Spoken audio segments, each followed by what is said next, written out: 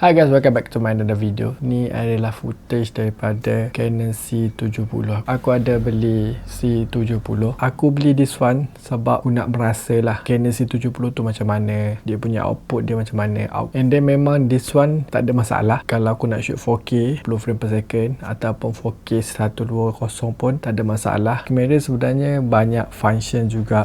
Kalau Canon punya kamera yang mirrorless macam tu, mostlynya akan overheat lah. Dia dah keluarkan yang baru sekarang, Canon C50. Okay, so that one mungkin akan boleh jadi compete lah dengan C70 ni. Cumanya aku tak ambil ataupun tak tunggu C50 tu sebabnya aku nak cuba kamera yang built-in ND. Maksudnya yang dah ada ND filter dalam kamera tu sendiri. Aku tak perlu dah nak fikir pasal ND filter. Canon C70 ni keluaran dia pada 4 tahun lepas, bukannya full frame punya sensor. Pada aku full frame ataupun tak, aku rasa benda tu tidak menjadikan faktor yang aku rasa macam masalah untuk aku. Aku nak feel kamera professional video. Kalau macam C50 tu, dia boleh buat foto dengan video. So dua benda, dia macam hybrid lagi lah. Orang dah gelak lah dekat aku kan, kenapa beli C70 sedangkan sekarang ni dah keluar C50, C80. C70 ni range harga yang mampu untuk aku beli lagi. Macam aku nak pergi ke C80, aku rasa C80 tu terlampau higher untuk aku buat masa sekarang. So aku starting dulu dengan C70. If aku ada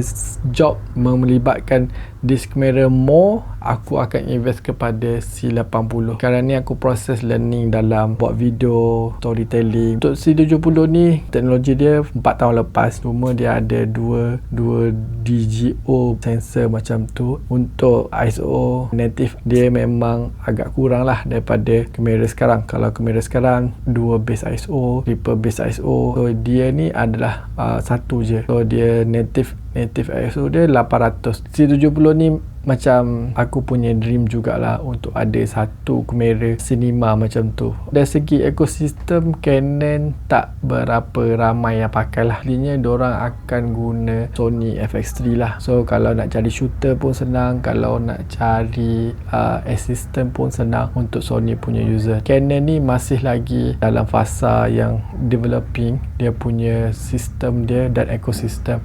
Next time akan ada ramai lah yang akan suka Canon punya kamera. Okay, buat masa sekarang aku akan cuba dulu create apa yang kau boleh buat dengan C70 ni. Okay guys, so tu je untuk this video. Aku just review a few tentang C70. So aku harap korang enjoy this video. Jumpa lagi next video. Bye. Assalamualaikum.